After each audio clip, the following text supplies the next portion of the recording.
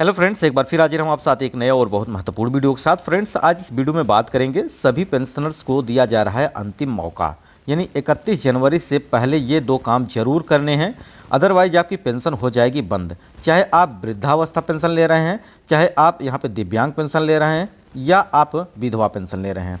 और इसी कंडीशन में जो गवर्नमेंट एम्प्लॉई हैं, जो रिटायर हुए हैं, उनको पेंशन मिल रही है, उनको भी ये काम करने हैं, अदरवाइज उनकी भी पेंशन हो सकती है बंद, क्योंकि यहाँ पे सरकार के पास डाटा नहीं पहुँच पाएगा। तो सरकार अगले महीने आपको पेंशन के तौर पर जो हर महीने प्रोवाइड करती है वो आपको यहाँ पर नहीं मिलेगा। सरकार महीने के हिसाब से देती है, लेकिन आपके खाते में रिलीज जो करती है पेमेंट, वो आपको 3 महीने में करती है। तो ये सारी पेंशन आपकी रुक सकती है। वीडियो के अंत तक बने रहिएगा। लास्ट में एक सूचना के बारे में बात करेंगे जो कि बहुत इंपॉर्टेंट है आपके लिए, तो वीडियो पूरा देखिएगा। आइए वीडियो को शुरू करते हैं। देश के समस्त नागरिकों को जो पेंशनधारी हैं, चाहे वो वृद्धावस्था पेंशन ले रहे हैं, चाहे विधवा पेंशन ले रहे हैं, दिव्यांग पेंशन ले रहे हैं, तो उन लोगों के लिए बहुत बुरी खबर निकल के आ रही है। अगले महीने आपके बैंक में जो हर महीने पेंशन मिलती है वो नहीं दी जाएगी, यानी अब आपका नाम लिस्ट से कट जाएगा। जो आपकी पेंशन की लिस्ट है, जैसे कि मैंने ऑनलाइन भी आपको चेक करना बताया था कि आप अपना पेंशन कैसे चेक कर सकते हैं और कितना आपको पेंशन मिल रही है, अकाउंट सारा कुछ उसमें मैंने डिटेल में बताया था। अगर आपने नहीं देखा है तो जाके वीडियो प्लेलिस्ट में मिल जाएगा, आप देख लीजिएगा। और इसी के अलावा जो मैं सूचना के बारे में बात करूंगा वो लास्ट में आपके लिए बहुत इंपॉर्टेंट है, तो वीडियो को लाइक कर दीजिए, दोस्तों तक शेयर भी कर दीजिएगा। तो देश के करोड़ों नागरिकों को यह बुरी खबर निकल कर आ रही है, यानी सामाजिक सुरक्षा पेंशन विभाग की तरफ से मिल रही विधवा, दिव्यांग, वृद्धावस्था पेंशन अब अगले महीने से बंद हो सकती है। इसी महीने के अंत में आपको ये काम करने होंगे, यानी 31 जनवरी से पहले आपको ये काम करना होगा, अदरवाइज पेंशन आपकी हमेशा के लिए बंद हो सकती है। इसका रीज़न क्या रहा है? सरकार ये चाहती है कि जिस व्यक्ति को मैं पेंशन दे रहा हूँ, जो व्यक्ति पेंशन ले रहा है, क्या वह व्यक्ति इस समय इस दुनिया में है कि नहीं, इसका वेरिफिकेशन सरकार मांगती है। क्योंकि जो वृद्धावस्था पेंशन ले रहे हैं वो खुदा न खास्ता उनकी उम्र ऐसी हो गई है कि उनकी डेथ हो जाती है, उस दौरान भी सरकार उनके अकाउंट में पैसा भेजती रहती है, और इस दौरान उसका फ़ायदा जो व्यक्ति को दिया जा रहा है उसको नहीं मिलता है। तो इस कंडीशन में सरकार मांगती है कि भाई साहब, आप अपना जो है डॉक्यूमेंट्स हमें जमा करें, ताकि हम वेरीफाई कर पाएँ कि आप अभी हैं, आपको पैसे की ज़रूरत है कि नहीं। तो मेन रीज़न ये हो जाता है, सरकार ये डाटा जानना चाहती है कि जिस व्यक्ति को मैं पेंशन दे रहा हूँ या जो व्यक्ति पेंशन ले रहा है वह इस दुनिया में है कि नहीं, इसकी जांच सरकार करती है।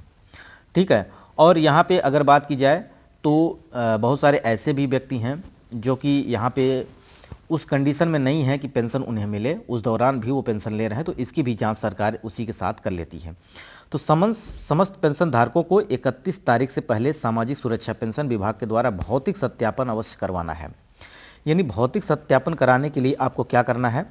आपको भौतिक सत्यापन कराने के लिए आपको सीएससी सेंटर पे या कॉमन सर्विस सेंटर या आप जनसेवा केंद्र जिसे कहते हैं, वहाँ पर आप जाके अपना आधार कार्ड और अपना मोबाइल नंबर, पैन कार्ड, ये अपडेट करवाना होता है। जैसे कि मैंने आपको इस पर वीडियो तो बना रखा है कि कैसे चेक करें, और वहाँ पे ये भी ऑप्शन रहता है कि अपना ई-केवाईसी करें, कैसे करें, जिसे बोला जाता है ई-केवाईसी।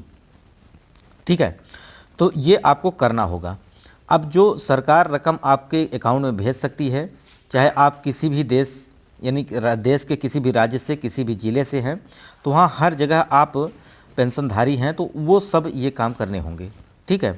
तो अगर पेंशन सरकार जो दे रही है, केंद्र सरकार दे रही है, राज्य सरकार दे रही है आपको, तो सरकार ये भी जानना चाहती है कि जिस व्यक्ति को मैं पेंशन दे रहा हूँ वह व्यक्ति अभी जीवित है या नहीं है, इसकी जांच सरकार कराना चाहती है।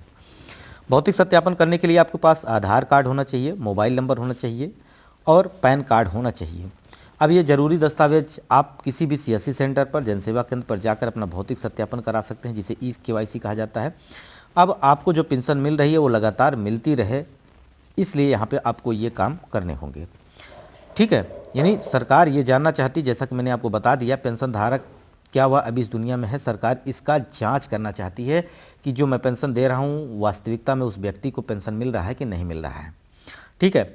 जो पेंशन धारक अपना भौतिक सत्यापन नहीं कराएंगे, उन पेंशन धारकों को पेंशन रोक दिया जाएगा। इसके अलावा अपने बैंक में जाके वहाँ पे केवाईसी भी करवानी है। केवाईसी के तौर पर अपना आधार कार्ड, पैन कार्ड और मोबाइल नंबर अपडेट करवाएं, ताकि आपकी पेंशन जो है रुके नहीं, लगातार आपको मिलती रहे। जैसे कि बहुत सारे राज्यों में पेंशन में वृद्धि भी की गई है, उत्तर प्रदेश हो गया, हरियाणा हो गया, मध्य प्रदेश हो गया, झारखंड हो गया, और इसी तरह से बहुत सारे राज्यों में पेंशन में वृद्धि की गई है। ठीक है, अभी अगर मैं उत्तर प्रदेश की बात करूं तो 3,000 तक आपको पेंशन प्रोवाइड कर रही है सरकार। जैसे कुष्ठ रोगी हैं, कैंसर रोगी हैं, साथ ही साथ विधवा पेंशन की बात करें तो अभी 1,000 रुपये मिल रही है। उसी प्रकार से इसकी कंडीशन क्या क्या होती है, कौन कौन से लोग पात्र होते हैं कि पेंशन ले पाएँ, इसके लिए मैंने अलग से भी वीडियो प्रोवाइड किया है।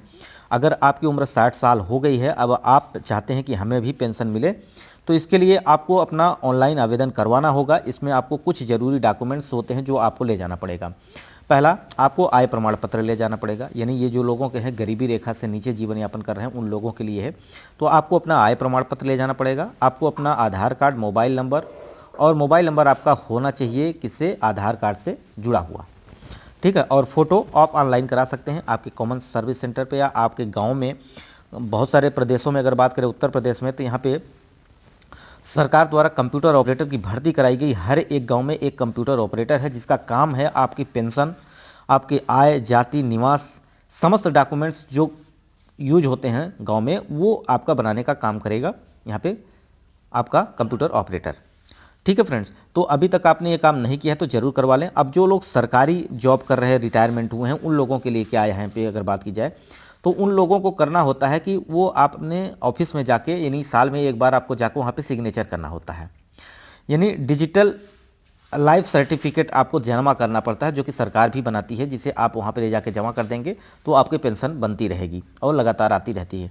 तो साल में एक बार जाना पड़ता है वहाँ साइन कराने, तो आपको भी वहीं पे अपना जो कि डिजिटल लाइफ सर्टिफिकेट है उसको वहाँ पे जमा करना होता है। ठीक है, जिससे आपकी भी पेंशन ना रुके। अब यहाँ पे बात कर लेते हैं सूचना के बारे में। तो सूचना ये है कि इसी चैनल पर मैंने बहुत सारे ऐसे वीडियो प्रोवाइड किए हैं जो खेतों से संबंधित हैं। जैसा कि आपको दिख रहा है, टेढ़े मेढ़े खेत का क्षेत्रफल कैसे निकालें। अब इस कंडीशन में आपका वर्गाकार, आयताकार, त्रिभुजाकार, समचतुर्भुज के आकार का, तो इन सब खेतों का क्षेत्रफल आप कैसे निकालें, इस पर मैंने पूरे डिटेल से वीडियो बनाया है। लगभग 300 प्लस वीडियो बनाया है आपके ज़मीन संबंधित डॉक्यूमेंट के बारे में। ठीक है, उसी कड़ी में अगर बात करूँ, प्लॉट का क्षेत्रफल कैसे निकालें। जैसे कि कोई आप ज़मीन खरीद रहे हैं, प्लॉटिंग कर रहे हैं, उस दौरान मान लीजिए आपने प्लॉट खरीदा, अब आपको क्षेत्रफल निकालना नहीं आ रहा है, क्योंकि डाटा जो होता है वो हेक्टेयर में होता है, उसे बीघा बिस्वा में आपको जानना होता है, एकड़ में जानना होता है। तो इस कंडीशन में मैंने बहुत सारे वीडियो प्रोवाइड किए हैं और विस्तार से पूरे डिटेल में बताया है। अगर आपने अभी तक नहीं देखा है तो जाकर प्लेलिस्ट में चेक कर लीजिएगा, बहुत सारे वीडियो आपको मिल जाएंगे। वहीं टेढ़ा मेढ़ा खेत है, उसका बंटवारा करना है, चाहे त्रिभुजाकार हो, आपका आयताकार हो, समलम चतुर्भुज के आकार का हो, तो आपको 2 भागों में, 3 भागों में, 4 भागों में बराबर कैसे बांटे। जैसे रोड के किनारे ज़मीन है उसका बंटवारा कैसे करें, तो ये बराबर बराबर हिस्सेदारी कैसे मिले, इस पर मैंने बहुत सारे वीडियो प्रोवाइड किए हैं।